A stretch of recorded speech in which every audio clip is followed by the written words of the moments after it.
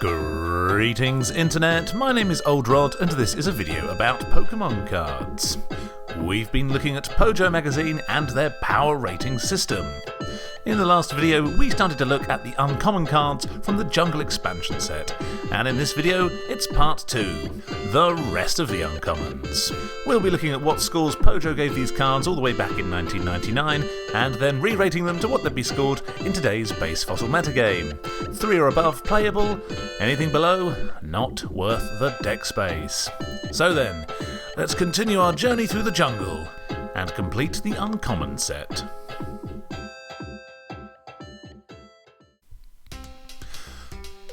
First up, it's Parasect. Parasect is a stage 1 grass-type Pokemon with 60 HP. Pojo gave Parasect a 2.5 out of 5 with the strat, this evolution isn't too bad if you're looking for colourless attackers. For 2 grass energy, Spore puts the defending Pokemon to sleep, and for 3 colourless energy, Slash does 30 damage. Right then, where to start with Parasect? Well, Pojo claimed back in 1999 that Parasect isn't too bad if you're looking for a colourless attacker. For 3 colourless energy, Slash does a solid 30, which is fine. But Parasect isn't the only creature released in the Jungle expansion that has a 3 colourless energy attack. Scyther has the exact same 30 damage Slash attack as Parasect. But unfortunately for our zombified mushroom bug, the more we compare these two cards, the worse it starts to look for Parasect. Sure, they share the same Slash attack, but their other attacks are very different. For 1 grass energy, Scyther has Swords Dance, which doubles the damage dealt by Slash to 60, allowing you to threaten big damage as early as turn 2. Meanwhile, Parasect, for 2 grass energy, has Spore, which puts your opponent to sleep. Yeah, no prizes for being able to figure out which of these moves is going to scare your opponent more. Not only is sleep the weakest of the status conditions, but having to attach 2 grass energy to use Spore is far too expensive. Wigglytuff has the exact same attack in Lullaby for a single colourless energy. It even shares that attack with its pre-evolved form Jigglypuff. The point I'm trying to make here is that Spore is one of the worst attacks for its cost in the entire format. Sure, it's not cool for a friend bad, but for a stage 1 to require 2 grass energy just for auto-sleep is really poor. In fact, forget comparing Parasect to Wigglytuff, let's compare it to Jigglypuff. Not only does Jigglypuff have a cheaper sleep attack and a cheaper regular colourless attack, but it also has the same HP as Parasect. Parasect having only 60 HP as a final form evolution card is fossil expansion levels bad. Dear oh dear, I knew Parasect was a poor man's Scyther, but I didn't realise it was a poor man's Jigglypuff too. Anyway, speaking of Scyther, and I'm sorry to do this to you Parasect, but if we put these two cards side by side, the full extent of Parasect's redundancy does become glaringly apparent. Unfortunately, not only is Scyther a far more effective attacker than Parasect, but its stats are just all round better. Although sharing a fire weakness, Scyther has free retreat and a fighting resistance, 2 key requirements in any deck. On top of all of this, Scyther has 10 more HP than Parasect and is a basic Pokemon, whereas Parasect has to evolve from 40 HP Paras. Yes, Paras shares Parasect's far too expensive Spore attack, which means it can't even stall on turn 1. Your best hope is to find a DC in Slash for 20, but with nothing particularly useful in the competitive metagame that has a grass weakness, you can't even use Paras in the Ponyta role of hitting things for surprise weakness out of nowhere. As such, there just isn't much room in the metagame for the Parasect line. Pojo gave Parasect a 2.5. There is no universe where Parasect is worth playing over Scyther. The Mantis is clearly better in every way. Faster, more powerful, more useful, and doesn't need to evolve. Scyther thus makes Parasect redundant. Which sounds familiar. Hang on, last video I talked about how Scyther made another bug, Butterfree, similarly redundant. So redundant in fact that I gave Butterfree a 1 out of 5 last video. Well, the real question then, is Parasect as rubbish as Butterfree? I mean, it's a pretty close call, Butterfree does have free retreat and a fighting resistance, which is always useful, but its moves are awful. Parasect at least has Slash, which is fine, plus it takes up less deck space than Butterfree. Either way, as long as Scyther is around, Parasect is not a card that will ever be useful in any competitive deck. But for me, being a useless Stage 1 isn't quite as egregious as being a useless Stage 2. Parasect, you're just about getting a 1.5. Next up, it's Persian. Persian is a Stage 1 colourless type Pokemon with 70 HP, a free retreat cost, and a psychic resistance. Pojo gave Persian a 3 out of 5 with a strat, 0 retreat cost and colourless attacks. This colourless line can be thrown into any deck. For 2 colourless energy, Scratch does 20 damage. And for 3 colourless energy, Pounce does 30 damage, and during your next turn, Persian takes 10 less damage from your opponent's attacks.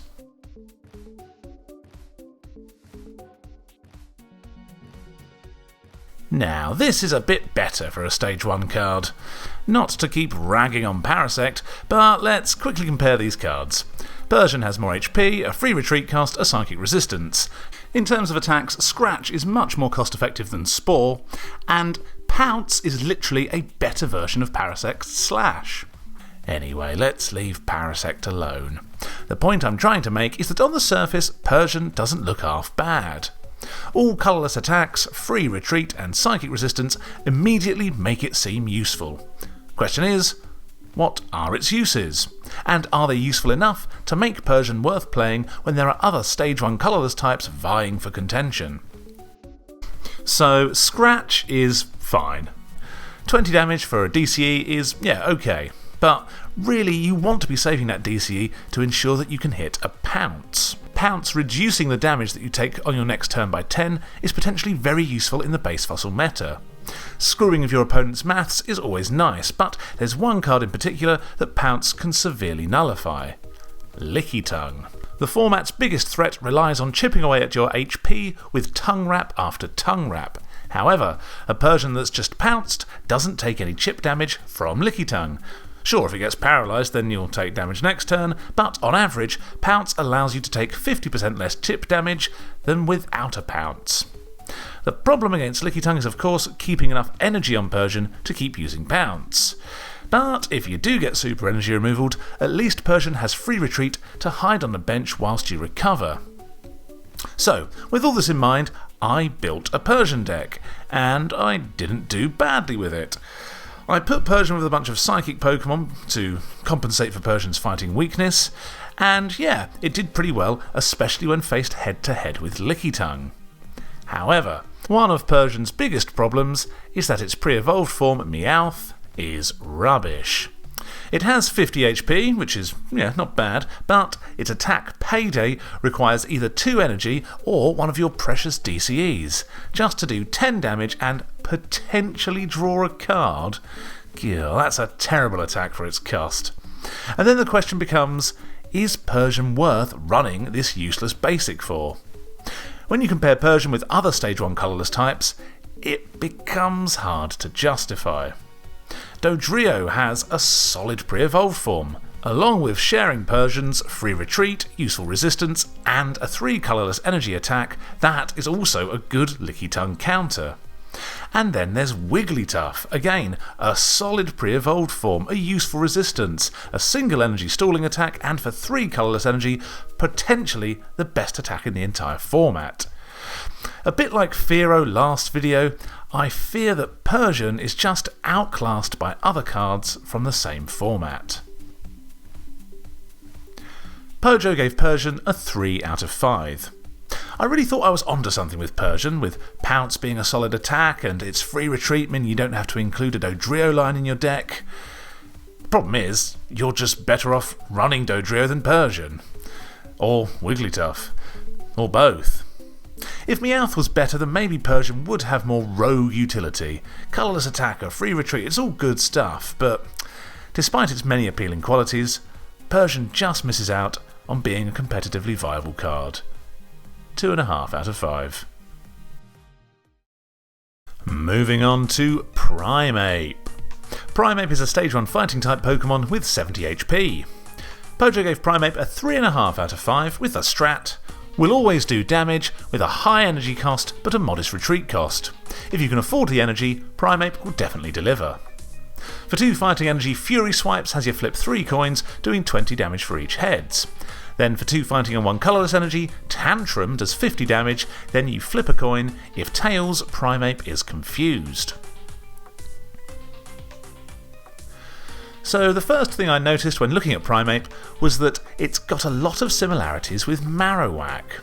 Despite some slight differences in HP and bottom stats, these two jungle fighters share the exact same energy costs. In fact, Fury Swipes and Boomerang are very similar attacks, both averaging at 30 damage for 2 energy, but relying on coin flips. Tantrum and Call for a Friend also share the same energy costs, and it goes without saying that Tantrum is the far superior move. So, where am I going with all this? We established last video that Marowak isn't any good.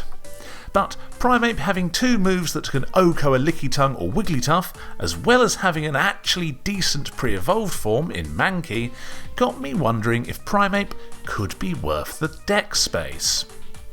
So, when it comes to fighting mons to counter Lickitung and Wigglytuff, the metagame has its staple of Hitmonchan, as well as Hitmonchan Light, aka Machop. Both can attack for 1 energy and can threaten 2-hit KOs on these colourless behemoths whilst being resistant to energy removals. Then there's Hitmonlee, that can be found in Buzzap builds that allow you to power up High Jump Kick in a single turn and OHKO these colourless beasts. Does Primeape serve a role that these cards don't already serve? Well, I decided to build 2 decks. The first one, a typical Haymaker deck with Dodrios, Electabuzzes, but replacing the Hitmonchans with Mankeys and Primapes. To be honest, I did get some use out of Primeape, with it managing to score some KOs on the odd Lickitung, but in most games it felt like peeking away with Mankey was actually more useful than evolving into Primeape. Primeape not having a single energy attack like Hitmonchan or Machop means that it just isn't quite as useful, and your opponent can preempt the Fury Swipes or Tantrum coming and just energy removal you. Primeape was at its best after you just last your opponent, and Mankey's Peak synergises well with Lass anyway. With this in mind, I moved on to my second deck. This deck was a build inspired by Ashton's Buzzap Hitmonlee build, but replacing Hitmonlee with Primeape. Primeape allowed me to run more Mankeys that serve these Buzzap decks really well, since you can peek post-Lass to keep an eye on what both you and your opponent are drawing. But Mankey wasn't just a peeker in this deck, no, you now have the option to evolve it into Primeape and use a Buzzapped Electrode to power up a Tantrum in 1 turn, just as you would with Hitmonlee. The thing is, one of Hitmonlee's biggest downsides is that you don't really want to start a game with it in the active. Hitmonlee doesn't have a turn 1 attack, and if you're up against something with a fighting resistance, then even powering up High Jump Kick won't be much help. However, opening with Mankey is fine since it has free retreat, and if you really can't do anything else, a single energy attack. Then you always have the option of evolving it up into Primeape later on in the game when you want to throw a big old tantrum. So, is Primeape better than Hitmonlee? Well, Hitmonlee's High Jump Kick doesn't have Tantrum's downside of Primeape potentially confusing itself. However, self-confusion isn't that big a downside if you're scoring those important OHKOs, and especially if you're running switches and can pivot into a Mankey and then back into Primeape. And whether Fury Swipes or Stretch Kick is the better attack depends entirely on the situation. Now, another alternative to both Hitmonlee and Primeape would be Machoke. Again, also able to OHKO anything with a fighting weakness, plus it has another useful pre-evolved form in Machop. But for me, Machoke's retreat cost of 3 makes it a bit too vulnerable to getting walled by resistant cards like Scyther, Ghastly and Doduo. Sure, you can use your switches, but Primeape's lower retreat cost just gives you a bit more outs. Anyway, what I found when testing Primeape in both the Haymaker and the Buzzap decks was that Primeape, and especially Mankey, both seemed a much better fit in these Buzzap combo decks. In a traditional Haymaker, although I sometimes got some use out of the 2 Mad Apes, I think you're better off running your Hitmonchans and Machops purely for their single energy attack consistency. But in Buzzap, I was much more consistently making use of Primeape and Mankey's Peak that I briefly became an unstoppable Pokemon master and was number 1 in the entire world at Pokemon. Thanks, Primeape. Pojo gave Primeape a 3.5 out of 5. In traditional Haymaker builds, I think Primeape has some niche use, but overall your single energy basic fighters like Hitmonchan and Machop are more likely to lead you to success. However, in Buzzap, or Buzzape as I now call it, Primeape can not only more consistently threaten Okos on your Licky Tongues and Wigglytuffs, but also use Mankey in a deck that benefits hugely from frequent peaking. Primeape is a rogue card that you won't build a deck around, but as a one-off alternative to Hitmonlee or Machoke in Electrode Donk decks, I think Primeape does pose a big metagame threat. In fact, there'll be a whole video about how good I found this deck real soon. Anyway, I'm giving Primeape a very playable, but still rogue, 3 out of 5. Right, let's pick up the pace. It's Rapidash. Rapidash is a Stage 1 Fire-type Pokemon with 70 HP and free retreat. Pojo gave Rapidash a 4 out of 5 with a strat. Very good fire card.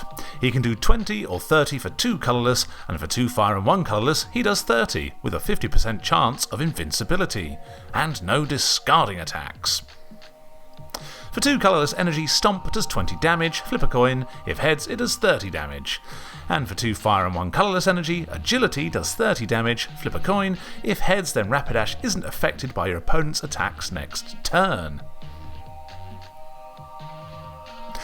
On first glance, this fiery steed has 2 instantly appealing qualities: an all-colourless attack that requires just a single DCE, and a free retreat.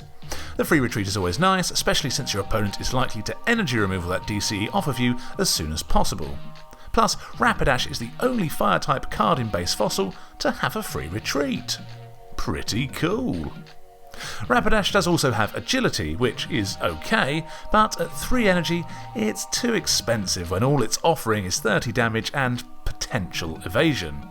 As such, you're probably not going to be running Rapidash in a fire energy deck, since for me, Stomp is Rapidash's most useful attacking option, and Rapidash's colourless requirements are what makes it so appealing. So, what does Rapidash serve in terms of metagame utility? Well, one card that Rapidash can really scare is Scyther. For 1 DCE and a plus power, Rapidash can threaten an Oko on Scyther with Stomp. Granted, you do have to flip heads, but being able to Oko a Scyther out of nowhere could potentially be a big game changer. Because Rapidash and its pre-evolved form Ponyta can attack Scythers for weakness using any colour energy, they can be slotted into other colour decks as sneaky Scyther counters. If Scyther is causing your Hitmonchans too much grief, maybe a Flaming Foal is the answer. There is of course another Stage 1 Fire type with a colourless attack that is also used in Haymaker builds as a Scyther tech, and that's Charmeleon. Charmeleon's colourless attack Slash, which, although requiring an extra energy than Stomp, does guarantee an Oko on a Scyther with a plus power attached. No flipping coins required. Basically, Rapidash's Stomp can hit a surprise Oko with 1 attachment, but it's luck dependent, whereas Charmeleon's Slash, though slower to power up, delivers consistent damage. And since Rapidash has free retreat, you're not as reliant on Dodrios, although you probably still want them if you're running Hitmonchan, as you would be with a Charmeleon build. So, the choice is yours as to what fiery Scyther tech you want to run. Both have solid pre-evolved forms, and Charmeleon even has a pretty badass evolution when you really want to heat things up.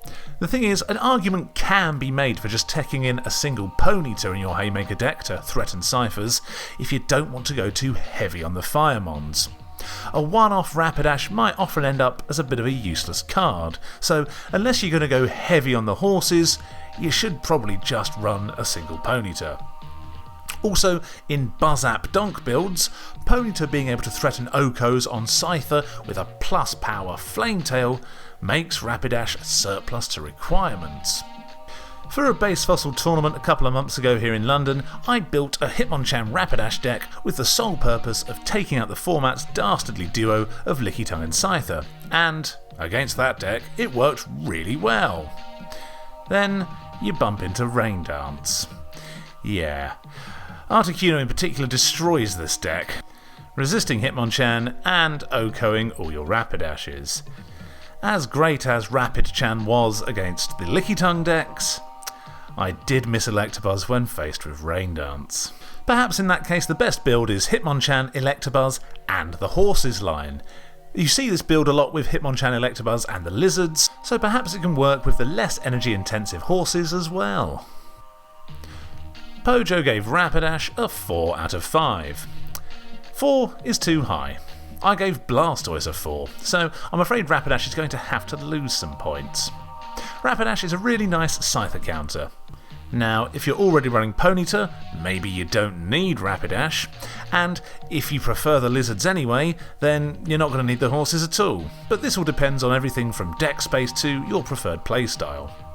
Rapidash is a card that certainly has lots of useful things going for it, but one that often finds itself just missing the cut in the top decks, since a one-off Ponyta is probably more appealing to most of these decks than trying to run its evolution too. Nonetheless, Rapidash is a solid card with a very clear metagame utility, so I'm giving it a 3 out of 5. Next up is Rhydon. Rhydon is a Stage 1 fighting type Pokemon with 100 HP and a lightning resistance. Pojo gave Rhydon a 3 out of 5 with the strat: Ram isn't the killer attack you might think, but 100 HP makes him darn near impervious. For 1 fighting and 2 colourless energy, Horn Attack does 30 damage, and for 4 fighting energy, Ram does 50 damage, and then Rhydon does 20 damage to itself, plus the opponent chooses one of their benched Pokemon to switch with their active. 100 HP on a Stage 1 Pokemon is mighty impressive, and puts Rhydon alongside some pretty tough customers.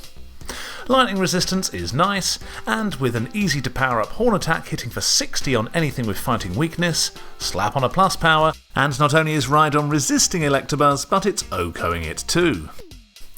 So we've got good HP, a resistance, Horn Attack isn't bad, especially since you can use a DCE to power it up quickly, but what's this second attack all about?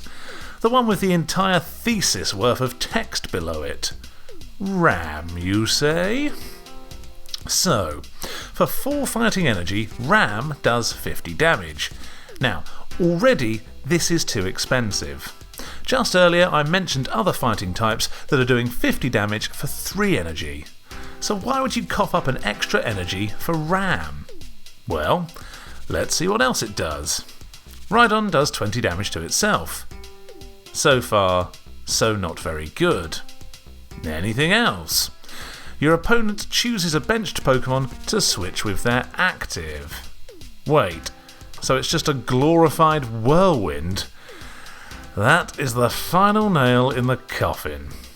The Whirlwind effect of your opponent getting to choose the new active means that, in a format with almost every deck running a free retreater, the effect basically becomes null and void.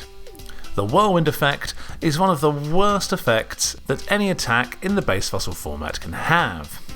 So Ram is an attack that damages yourself, has a lame effect, and is really expensive. And not only is Ram expensive in terms of energy requirements, but its energy costs don't synergise with Horn Attack's DCE utility, making it even more awkward to power up. Rhydon becomes an all-round slower version of Hitmonlee, Primeape and Machoke. In Electrode Buzzap decks, these cards can all be powered up out of nowhere in a single turn. Rhydon, however, requires an extra turn and an extra energy attachment to achieve the same thing. And since you won't be surprising your opponent with a single turn super power-up, you're more vulnerable to being energy removaled in the turns prior. On top of this, Rhydon's retreat cost of 3 is just too high for a card that is going to be hampered by resistance. Dedicating 3 bench spaces to Dodrios isn't worth it to rescue this lumbering rhinoceros. Pojo gave Rhydon a 3 out of 5. Despite its high HP and lightning resistance, Rhydon is too slow both in energy cost and retreat cost when compared with other fighting type Oko merchants. And Ram is another contender, alongside Marowak's Call for Friend and Parasect's Spore, for the worst attack in the entire format. If you really want lightning resistance and to threaten Electabuzz with an Oko, you're better off just running Rhyhorn, since it shares Rhydon's Horn attack. Some extra HP isn't worth including a Rhydon in your deck for, when you're never going to use its second attack anyway. Rhydon, despite looking tough, just isn't worth the deck space. 2 out of 5. All hail His Majesty, Seaking! Seaking is a Stage 1 Water-type Pokemon with 70 HP. Pojo gave Seaking a 1.5 out of 5, with the strat, there's better fish in the Pokemon Sea. For 1 Water Energy, Horn Attack does 10 damage, and for 1 Water and 1 Colourless Energy, Waterfall does 30 damage. Pojo claimed that there are better fish in the Pokemon Sea. To be fair, the only other fish cards I can see are Magikarp and Goldeen, and Seaking's definitely better than those two. But if we're talking about metaphorical fish, then perhaps Pojo have a point. Seaking is about as no frills a card as you can get. Its attacks do a bog standard 10 or 30 damage. No frills whatsoever. Side by side with something like Electabuzz, a basic card, Seaking looks decidedly unintimidating by comparison. See, I feel like the Goldeen Seaking line is deliberately simple. Like, if you had to teach a very small child the game of Pokemon TCG from scratch, these might be the cards you'd use, since there's no extraneous text to try and explain, it's just attach an energy and do damage. You start with a small fish that can do 1 attack on turn 1, and then it evolves and gets a second attack for an extra energy. It couldn't be more simple. To be fair, they probably should have released these cards in the original expansion.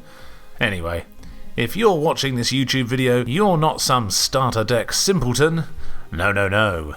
Here we discuss advanced metagame utility and competitive relevancy. Does Seaking have any of that? The problem with Seaking is that it's a water type. As such, we have to ask the question, does it make the rain dance cut? And the answer is a resounding no. Not only are there far more powerful Stage 1 water types that blow Seaking out of the water, but, as explained in every previous video, Rain Dance is solved. Articuno is your partner to Blastoise. It's basic, fighting resistance, no weakness, etc, etc. Case closed on Seaking then. Or is it? The only possible use for Seaking is as a fossil Magmar counter. For 2 energy and a plus power, you can threaten an Oko on one of the format's most popular cards. What you could do is run Seaking alongside fighting types in a Haymaker deck to threaten the ever-popular Firestall. With low retreat, a single energy attack, and nothing that resists water, Seaking won't ever find itself stuck in any sticky situations. Plus, the fighting types would cover Seaking's weakness to Electabuzz in other Haymaker decks. However, if you want to run Seaking, you do have to run Goldeen. At 40 HP and no attack to stall for time, the best thing you can do with this fancy fish is use its free retreats to keep it out of danger until the return of the king. Pojo gave Seaking a 1.5 out of 5. This is pretty harsh. Seaking may not be a particularly exciting card, but it's not a bad card. Low energy attacks, low retreat cost, respectable HP, and can potentially threaten Magmars. In all honesty, you don't really need to run Seaking to deal with Magmars. Once you've got Dodrio set up, then any big basic that can pivot out of Smokescreen should be able to go toe-to-toe with the Fire Breather. And having to run Goldeen in any deck just feels like too much of a liability. I'm going to give Seaking a respectable, but not quite competitive, 2.5. Next up, it's Tauros. Tauros is a basic colourless type Pokemon with 60 HP and a psychic resistance. Pojo gave Tauros a 3 out of 5 with the strat. At least 20 damage every time out and acceptable 60 HP make you want to unleash the bull. Very useful basic Pokemon in attack-weak colourless decks. For 2 colourless energy, Stomp does 20 damage, 30 on a heads coin flip. And for 3 colourless energy, Rampage does 20 damage plus 10 more damage for each damage counter on Tauros. Then flip a coin. If tails, Tauros is confused. A colourless basic, eh? The beauty with any colourless Pokemon is that you can slot them into any coloured deck without having to worry about them being resisted. And since all these colourless types resist Psychic themselves, they often make great partners to Psychic weak, Fighting and Psychic cards. And this is the appeal with Tauros. If you want to run a purely Psychic energy deck full of Psychic type attackers, you will auto-lose against Lickitung or Wigglytuff. Their Psychic resistance means you just can't do enough damage to them, so you need some other type cards with colourless attacks that can deal with them. In a Lickitung Psystall deck, these cards are things like Scyther, Chansey and Lickitung itself. But if you're not running Psystall and instead running a more aggressive Psychic deck, then here's where Tauros is a good option. Tauros' Stomp can potentially hit for 30 damage off of a single DCE attachment, which isn't bad at all. Then there's Rampage. With 5 damage counters on Tauros, Rampage is hitting for 70 damage, enough to OHKO all of the Haymaker mons. Rampage, like Dodrio's Rage, makes your opponent think twice before attacking you. Rampage gives Tauros a decent matchup against Lickitung. Each damage counter placed on Tauros by Tongue Wrap is slowly powering up a Rampage attack that can threaten to KO Lickitung back. The downside to Rampage, of course, is the potential for self-confusion, so ideally you're also running Dodrios or Switches or even a Dragonite if you're feeling really fruity. Unfortunately, this biding your time and then releasing a Rampage attack, despite being good against Lickitung, isn't so good against the format's other top threat, that being Wigglytuff, since Do the Wave will just OHKO Tauros. As such, save Tauros for dealing with Lickitung, and make sure you've got a Chansey in your back pocket for when a Wigglytuff pops up. And if you're wondering why I'm only referring to Tauros being in these mono Psychic decks instead of including it in a mono Fighting deck, well, the cards that Fighting types struggle against, like Scyther and Dodrio, have better tech options to them than a Tauros, i.e. Ponyta or Electabuzz. Another mono Psychic deck that Tauros can work well in though is Alakazam. Using the damage swap Pokemon power, you can move up to 50 damage counters onto Tauros to instantly power up a big damage Rampage, particularly if you want to OHKO a promo Mewtwo, a card that Alakazam hates to see. However, this bull does have its downsides. Despite Tauros' ability to utilise DCEs, it doesn't have a true single energy attack. You can only run 4 DCEs in your deck, and these are prime energy removal targets. Once these are gone, or if you're struggling to find them, then Tauros can become a bit tricky to power up. On top of this, Pojo calls its 60 HP acceptable, but it often feels just a bit too low. 60 HP means that Tauros is getting OHKO'd by Hydro Pump, Do the Wave, Solar Beam, plus 2-shotted by Slash. What makes all the 70 HP Haymaker cards so much sturdier is that your opponent relies on getting a plus power in order to deal with them efficiently. Tauros is less of a bull in a china shop than a china bull in a shop with other bulls in it. Pojo gave Tauros a 3 out of 5. Tauros just isn't quite the big basic that the other Haymakers are. 60 HP is just a bit too low, and not having a single energy attack makes it vulnerable to energy removals. Still, if you're running a mono Psychic Haymaker style deck, then Tauros is a good inclusion simply because nothing resists it. It can deal out solid damage with Stomp, and can threaten big damage with Rampage. Tauros, despite not being a top tier basic, can still hold its own against most cards, and anything that has a good matchup against Lickitung finds itself being at least somewhat competitively viable. Tauros, you're staying at a 3 out of 5. And last but not least, it's Weepinbell. Weepinbell is a stage 1 grass type Pokemon with 70 HP. Pojo gave Weepinbell a 2 out of 5 with the strat, not worth evolving from Bellsprout, which isn't worth having to start with. For 1 grass energy, Poison Powder does 10 damage and poisons on a heads coin flip, and for 2 grass energy, Razor Leaf does 30 damage. Now, Weepinbell is actually a pretty similar card to our boy Seaking. Stage 1, 70 HP, single energy attack, a 2 energy attack, and a single retreat cost. Weepinbell's 2 energy attack is basically the same as Seaking's, but its single energy attack has the potential to poison. So, Weepinbell is the better card, right? Well, the one thing that Seaking has over Weepinbell is its ability to hit a meta-relevant card in Magmar for weakness. Whereas, unfortunately for Weepinbell, there's basically no meta-relevant cards with a grass weakness. So, there you have it. Seaking is perhaps slightly more useful than Weepinbell. But what if someone made a deck with Weepinbell in it because they thought it might be pretty good against Lickitung? Yep, I made a Weepinbell deck. Poison Powder for 1 energy should really annoy Lickitung if you manage to flip heads and poison it, and then force them to burn an early scoop up. On top of this, Razor Leaf will likely force a super energy removal, from which you can recover next turn and try for some more poisoning. Basically, Weepinbell, like Seaking, is pretty resilient in the face of energy removals. The problem with Weepinbell, though, is that you have to run Bellsprout. Again, like Goldeen, Bellsprout has 40 HP and a simple 10 for 1 energy attack, but it doesn't get the luxury of a free retreat. Instead, you can call for family and summon more weedy Bellsprouts. Yippee! Unless... So, the deck I ended up making was a Weepinbell Wigglytuff deck. If you start with Bellsprout, at least you can use Call for Family to fill your bench with Bellsprouts and power up a Do the Wave attack. And this deck didn't do too badly. However, there were too many occasions when Poison Powder just didn't poison anything, and in moments like that I was yearning for a card like Gloom, whose Poison Powder always poisons, or whose Foul Odour always confuses.